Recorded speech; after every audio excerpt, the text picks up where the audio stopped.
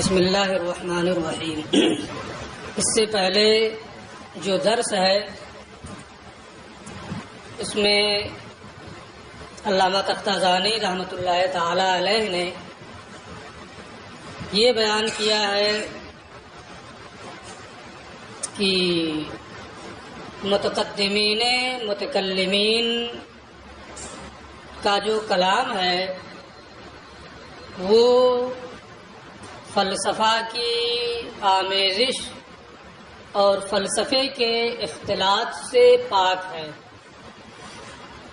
اس میں ایسی قطعی اور یقینی دلائل کا بیان ہے جن میں سے اکثر کی تائید کتاب و سنت، اجماع اور قیاس کے ذریعے سے ہوتی ہے۔ اس کی وجہ یہ ہے کہ متقدمین متکلمین جو تھے ان کا سامنا، ان کا مقابلہ اسلامی فرقوں سے تھا جو اپنے آپ کو مسلمان کہتے تھے، قرآن و سنت، اجماع اور قیاس کو تسلیم کرتے تھے، ان کو حجت مانتے تھے۔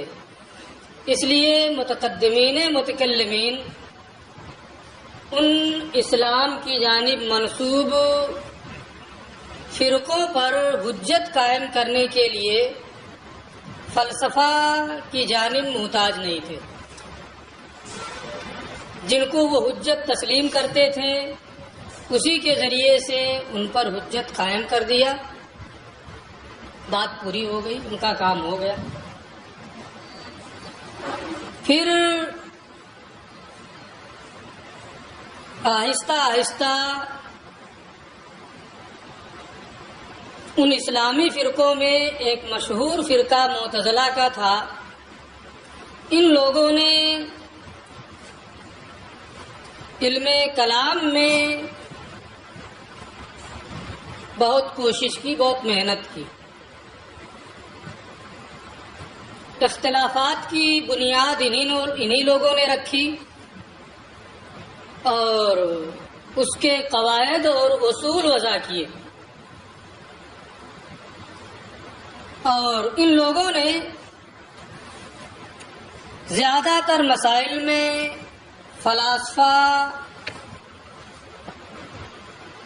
کے اصول کو اپنایا، اور اتنی کوشش ان لوگوں نے کی، کوئی چیز باطل ہو، جھوٹ کو بھی لوگ اتنی مرتبہ بولتے ہیں کہ ایسا لگتا ہے کہ یہی سچ ہے۔ یہی حال ان لوگوں کا رہا۔ بہت محنت کی ان لوگوں نے، یہاں تک کہ ان کا مذہب جو تھا وہ بہت عام ہو گیا، لوگوں کے درمیان شائع اور ذائع ہو گیا۔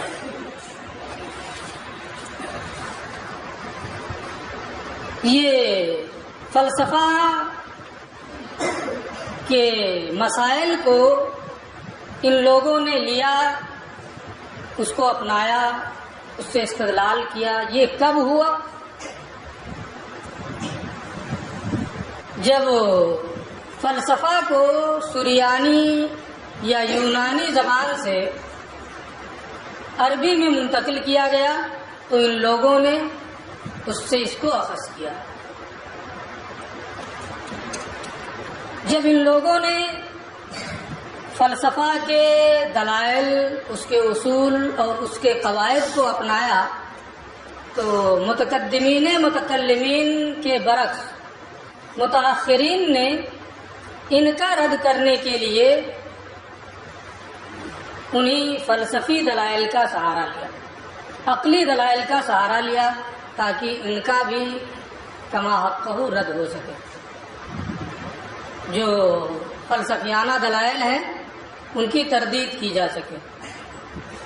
یہاں تک کہ علم کلام میں فلسفہ کے مسائل، اس کے اصول، اس کے مباحث اتنی کثرت سے شامل ہو گئے کہ علم کلام کو فلسفہ سے ممتاز کرنا ہی مشکل ہو گیا۔ یہ امام راضی کا دور تھا، آمدی کا دور تھا وغیرہ۔ اس دور میں جیسے شرح مواقف ہے، لائبریری میں موجود ہے، شرح مقاصد ہے، یہ بھی لائبریری میں آپ کے موجود ہے۔ ان کتابوں میں فلسفے کی اس قدر آمیزش ہوئی کہ اگر اس میں نبوت کا، معجزے کا، جنت کا، قبر کا، حشر کا، معاد کا، ان چیزوں کا بیان نہ ہو تو پڑھنے والا یہ سمجھ ہی نہیں پائے گا کہ یہ منطق ہے، فلسفہ ہے یا علم کلام۔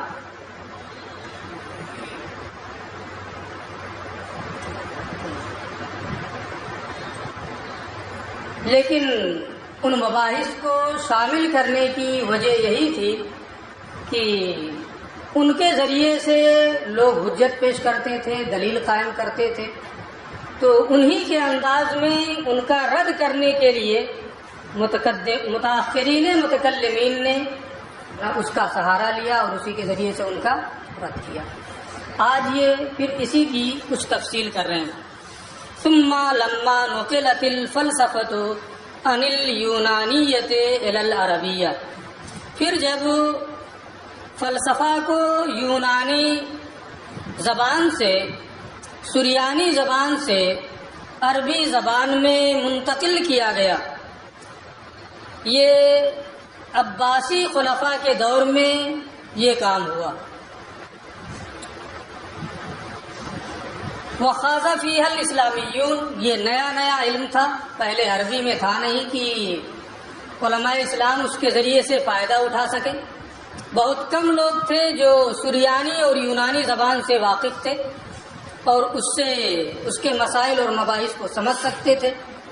لیکن جب یہ عربی زبان میں فلسفہ منتقل ہوا تو جو بھی عربی جاننے والے تھے انہیں اس کے پڑھنے کا موقع ملا۔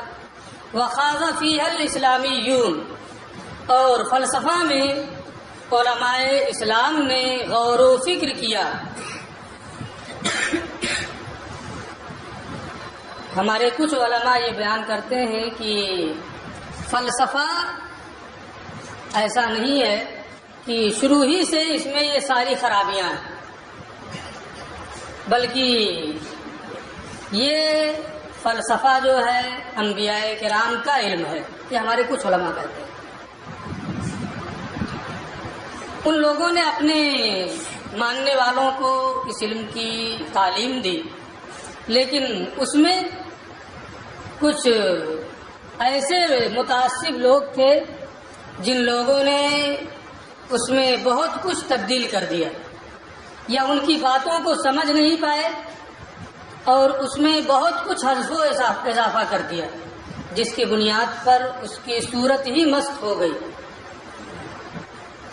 بنیادی طور پر ابتدائی مرحلے میں اس کا یہ حال نہیں تھا۔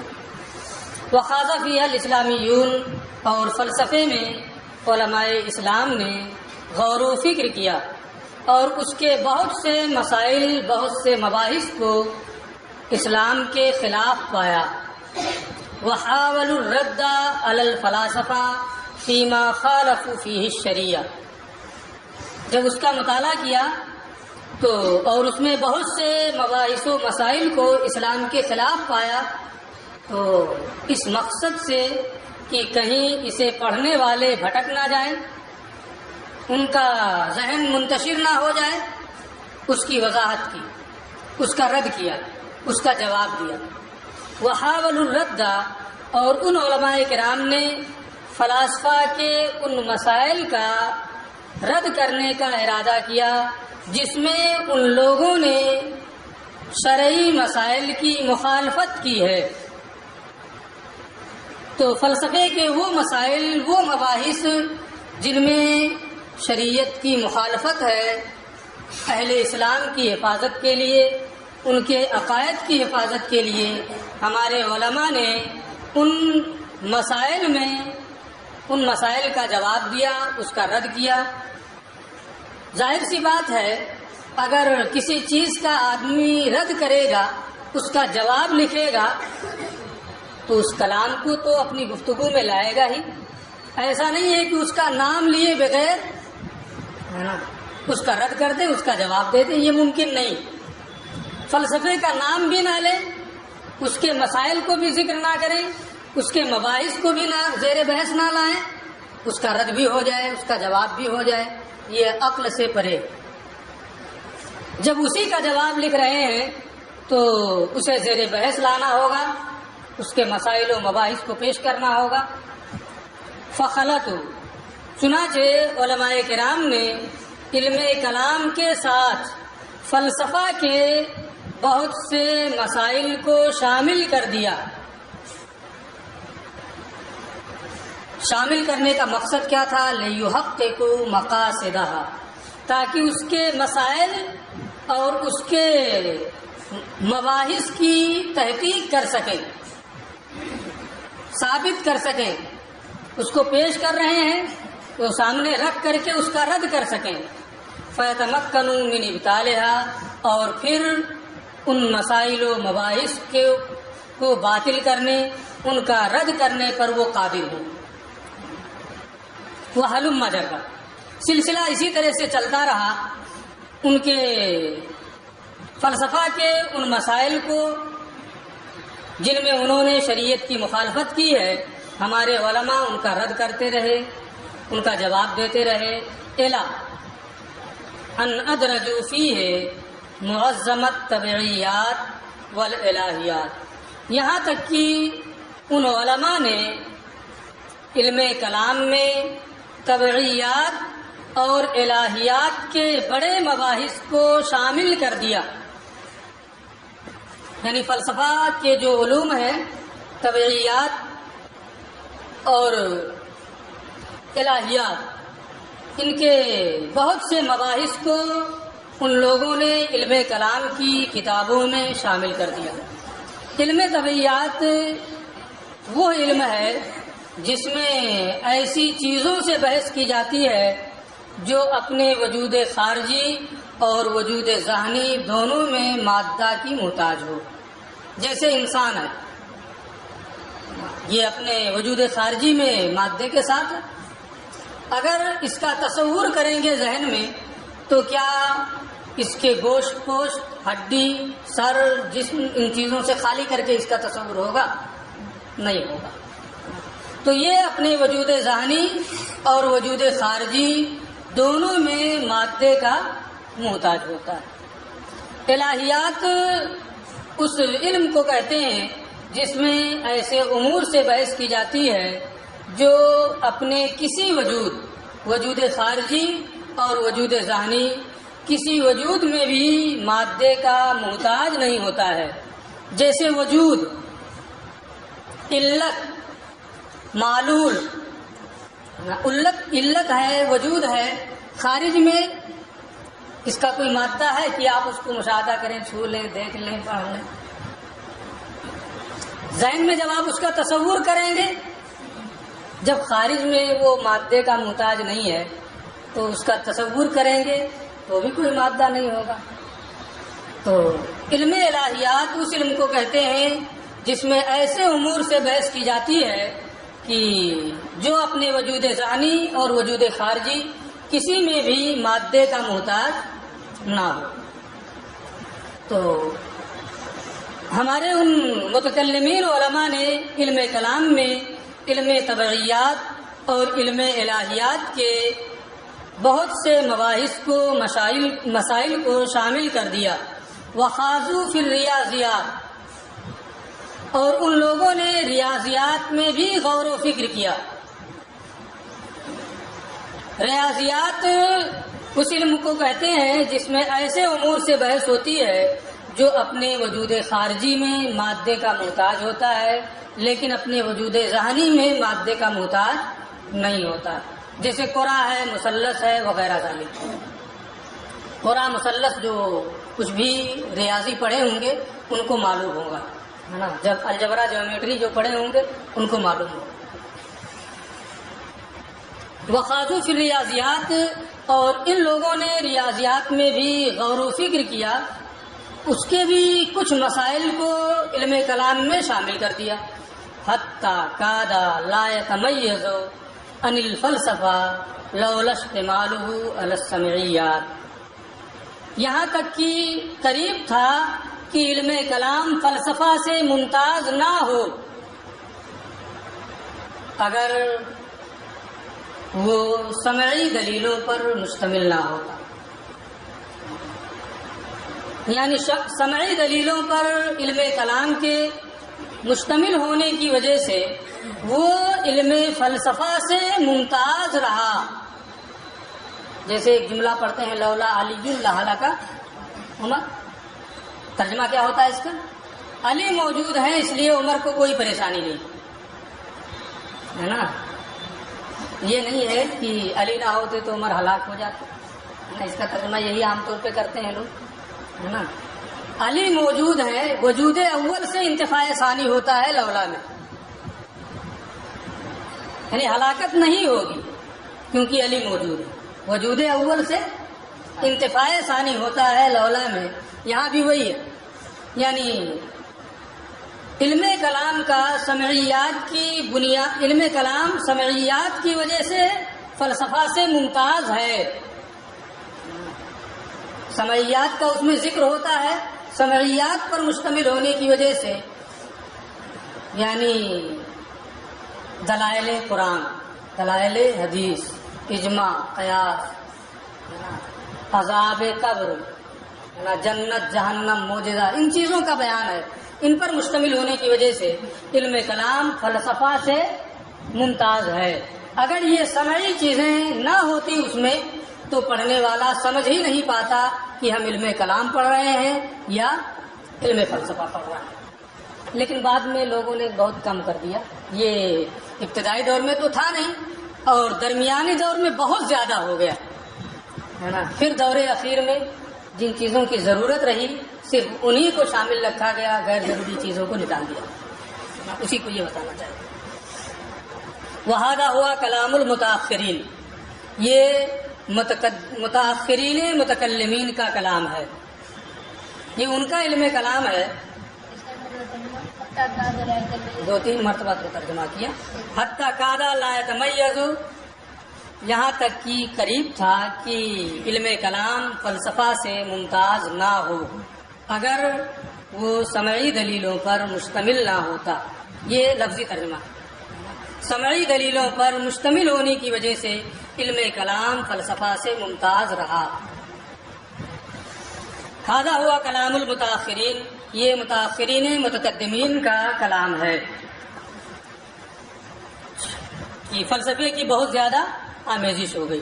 وبالجملہ خلاصہ کلام، اگرچہ اس میں فلسفے کی آمیزش ہوئی، متقدمین کا علم کلام ہو یا متاخرین کا علم کلام ہو، ہوا اشرف العلوم، وہ تمام علوم میں سب سے افضل، سب سے اشرف ہے، لکونہ اساس الاحکام الشرعیہ، اس لیے کہ علم کلام شرعی احکام و مسائل کی بنیاد ہے۔ شرعی احکام و مسائل جو ہیں، مثلا واجب ہونا کسی چیز کا، فرض ہونا کسی چیز کا، سنت ہونا کسی چیز کا، یہ تمام چیزیں جو ہیں علم کلام ان کی بنیاد ہے۔ اللہ کی معرفت ہوگی تو اس کے بعد میں یہ شرعی احکام و مسائل جو ہیں انسان کو فائدہ دیں گے۔ اگر اللہ کی ذات و صفات ہی کی معرفت نہیں ہے، اسی پر ایمان نہیں ہے، تو کسی چیز کو کہ یہ فرض ہے، یہ سنت ہے، یہ واجب ہے، وہ ماہر ہو جائے، اصول فقہ میں تمام علوم میں کوئی فائدہ نہیں دیں گے وہ علوم۔ ان علوم کا فائدہ علم کلام کی بنیاد پر ہے۔ خلاصہ کلام، علم کلام یہ تمام علوم میں افضل ہے اس وجہ سے کہ وہ تمام شرعی احکام و مسائل کی اصل ہے، بنیاد ہے۔ وہ رئیس العلوم الدینیہ، اور تمام دینی علوم، حدیث کا علم ہو، تفسیر کا علم ہو، کوئی بھی علم ہو، تمام دینی علوم کا سلطان ہے۔ وقون معلومات ہی العقائد الاسلامیت، وہی لکون ہی پہ معطوف ہے نا، لکون ہی و لکون معلومات ہی۔ اور علم کلام یہ تمام علوم میں افضل ہے اس وجہ سے کہ اس کے جو معلومات ہیں وہ اسلامی عقائد ہیں، اللہ کی ذات و صفات، اس کی وحدت، توحید، ان چیزوں سے اس میں بحث ہوتی ہے۔ تو شرف معلومات کی بنیاد پر بھی علم کو مشرف کہا جاتا ہے۔ اس کے معلومات جو ہیں، اللہ کی وحدانیت، اللہ کی ذات و صفات، یہ اسلامی عقائد جو ہیں یہ اشرف ہیں، اس لیے یہ علم بھی کیا ہوگا؟ اشرف ہوگا، افضل ہوگا۔ اور اس کے معلومات کے اسلامی عقائد ہونے کی وجہ سے تو معلومات کے اعتبار سے بھی یہ اشرف ہے، وغایت ہی، وکون غایت ہی، اپنی غرض و غایت کے اعتبار سے بھی علم کلام تمام علوم میں افضل ہے۔ کیسے؟ وغایت ہی، اور اس کی غرض و غایت دینی اور دنیاوی سعادت سے سرفراز ہونے کی وجہ سے، اور اپنی غایت یعنی دینی اور دنیاوی سعادت سے سرفراز ہونے کی وجہ سے کہ جو علم کلام پڑھتا ہے وہ دینی اعتبار سے بھی نیک بختی اور سعادتوں سے ہمکنار ہوتا ہے، اور دنیا میں بھی اسے عزت اور عظمت ملتی ہے۔ اللہ رب العزت چونکہ جو اسلامی عقائد ہیں ان کا دفاع کرتا ہے، اس لیے اللہ اسے سربلندی عطا فرماتا ہے اور دنیا والوں کے دلوں میں اس کی محبت ڈال دیتا ہے، کیونکہ ان کے جو اہم مسائل ہوتے ہیں اس کی گتھیاں جو ہے یہی سلجھاتا ہے، اس کو یہی حل کرتا ہے۔ کوئی بھی ہو، اگر کوئی کسی کے مشکل میں کام آئے گا تو وہ اس سے محبت کرتا ہے۔ علم کلام کے جاننے والے اہل اسلام کے اہم مسائل کا حل پیش کرتے ہیں، اس لیے وہ ان سے محبت کرتے ہیں۔ تو دنیا میں بھی سرفرازی حاصل ہوتی ہے اور دینی اعتبار سے بھی سربلندی ملتی ہے۔ وَبَرَاهِينِهِ الْحُجَجَ الْقَطْعِيَّةَ الْمُؤَيَّدَةَ أَكْثَرُهَا بِالْأَدِلَّةِ السَّمْعِيَّةِ، اور اپنی حجتوں کی بنیاد پر اور اس کے براہین کے ایسی قطعی دلیلیں ہونے کی وجہ سے جن میں سے اکثر کی تائید سمعی دلیلوں سے ہوتی ہے۔ یعنی یہ علم اشرف ہے تمام علوم میں، کیونکہ اس علم کے جو دلائل ہیں وہ قطعی ہیں، اور ان قطعی دلائل کی تائید سمعی دلیلوں سے ہوتی ہے۔ جب وہ دلیلیں قطعی ہیں تو سمعی کی ضرورت کیوں پڑی؟ اس کو ہم اپنے کسی درس میں بتا چکے ہیں، آپ اس کو یاد کر لیجئے گا کہ کیا بتایا گیا۔ یہ بات پوری ہوئی۔ اب یہاں ایک اعتراض ہوتا ہے، ایک شبہہ ہے، اسی کا یہ جواب دینا چاہتے ہیں۔ ہمارے بہت سے ائمہ اور اسلاف سے علم کلام حاصل کرنے والوں پر تان منقول ہے کہ جو علم کلام حاصل کرے وہ زندیق ہو گیا۔ اگر کوئی علماء کے لیے کوئی وصیت کر کے جائے تو اس میں علم کلام جاننے والے شامل نہیں ہوں گے۔ بہت سے علماء نے اس سے منع کیا ہے، اس کے قریب جانے سے۔ اس کا یہ جواب دینا چاہتے ہیں۔ وما نقل عن السلف، ہمارے اسلاف سے، ائمہ کرام سے جو اس علم کے بارے میں تان منقول ہے، ممانعت منقول ہے، والمنع عنہ، اور اس سے منع کرنا جو منقول ہے، فإنما، تو اس کی 4 وجہیں ہیں کہ کس کو منع ہے۔ سب کو نہیں، کہ کوئی بھی ہو وہ علم کلام کے قریب نہ جائے، وہ علم کلام حاصل نہیں کر سکتا ہے، ایسا نہیں ہے۔ کلی طور پر، عمومی طور پر ان لوگوں نے منع نہیں کیا ہے۔ منع کرنے کی بنیاد 4 وجہیں ہیں۔ نمبر 1، فإنما هو للمتعصب في الدين، پہلی وجہ دین میں تعصب رکھنے والے کے لیے، یعنی وہ اس قدر متعصب ہے کہ حق واضح ہونے کے بعد بھی اس کو قبول نہیں کرتا، حق واضح ہو جانے کے بعد بھی اسے قبول نہیں کرتا ہے، بس بحث کرنے کے در پہ ہے، کسی نہ کسی طرح سے اس کو گھما کر کے بحث کرنا۔ ایسے متعصب وہ سوچتا ہے کہ میں زیر ہو جاؤں، ایسا ہو ہی نہیں سکتا۔ تو اگر ایسا متعصب ہے کہ حق واضح ہونے کے بعد بھی وہ اس کو قبول نہ کرے، صرف وہ اپنی انا کی خاطر ایسے آدمی کا علم کلام میں مشغول ہونا منع ہے۔ والقاصر عن تحصیل الیقین، اور جو تحصیل یقین حاصل کرنے سے کوتاہ ہو، یعنی ذہین نہیں ہے، دانشور نہیں ہے، اور جب فلسفے کی دلیلیں یا دوسرے دلائل وہ پڑھے گا تو خود ہی تذبذب کا شکار ہو جائے گا۔ یقین جو ہونا چاہیے عقائد میں، وہ یقین اسے حاصل نہیں ہو پائے گا۔ تو ایسے کم ذہن والے کے لیے جو خود ہی تذبذب کا شکار ہو جائے، علم کلام سے اس کو منع کیا گیا۔ والقاصد الی افساد عقائد المسلمین، کچھ لوگوں کا مقصد ہوتا ہے کہ بہت بھاری بھاری دلیلیں لوگوں کے سامنے پیش کر دو، چاہے وہ سمجھ پائیں یا نہ سمجھ پائیں، وہ شبہے میں پڑے یا کیا، اس سے کوئی مطلب ان کو نہیں، صرف اپنی قابلیت دکھانا، اپنی قابلیت دکھانے کے لیے مسلمانوں کے عقائد کو برباد کرنا، اس کی اجازت نہیں ہے۔ اگر کوئی اس مقصد سے علم کلام پڑھ رہا ہے تو اس کو منع کیا۔ والقاصد الی افساد عقائد المسلمین، اور مسلمانوں کے عقائد کو برباد کرنے کا ارادہ رکھنے والے کے لیے منع ہے۔ والخائض فیما لا یفتقر الیہ من غوامض المتفلسفین، اور فلاسفہ کے غیر ضروری رموز و اشارات میں غور و فکر کرنے والے کے لیے، ان کے جو مسائل ہیں، ان کے مباحث ہیں، علم کلام میں ان کی کوئی ضرورت نہیں ہے، بہت نکتہ آفرینی ہے، علم کلام میں اس کی کوئی ضرورت نہیں ہے، تو ان کی ان نکتہ آفرینیوں میں بلا وجہ مشغول ہونا اور غور و فکر کرنا یہ منع۔ اگر کوئی فلاسفہ کی ان غیر ضروری نکتہ آفرینیوں میں غور و فکر کرتا ہے، مشغول ہوتا ہے، تو اس کو علم کلام کی تہذیب سے منع کیا جائے۔ وَإِلَّا، اگر یہ 4 وجہیں ہوں تو اس کو علم کلام سے ہمارے ائمہ نے منع کیا ہے۔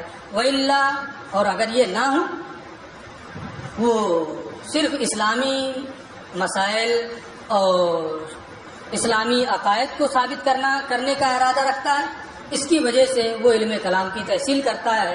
فَكَيْفَ يُتَصَوَّرُ الْمَنْعُ عَمَّا هُوَ اصل الواجبات، ورنہ تو کیوں کر اس علم سے منع کرنے کا تصور کیا جا سکتا ہے جو تمام واجبات کی اصل ہے اور تمام شرعی مسائل کی بنیاد ہے۔ یہ بار بار ہم اس کو بتا چکے ہیں۔ ثم لما كان مبنى علم الكلام على الاستدلال بوجود المحدثات على وجود الثانیہ، یہاں سے پھر یہ اس بات پر تمہید قائم کر رہے ہیں کہ حقائق الاشیاء، قال اہل الحق کے حقائق الاشیاء ثابتہ، اس بحث کو پڑھنے کے لیے یہ 4 لائن پڑھنا بہت ضروری ہے۔ اس لیے ہم نے آج بہت اطمینان سے پڑھایا ہے کہ وہ بحث شروع کرنے سے پہلے ہماری بات پوری ہو جائے اور گھنٹی بھی پوری ہو جائے۔ ثم لما كان مبنى علم الکلام کا تعلق آنے والی بحث سے ہے، جہاں سے اصل کتاب آپ کی شروع ہو رہی ہے۔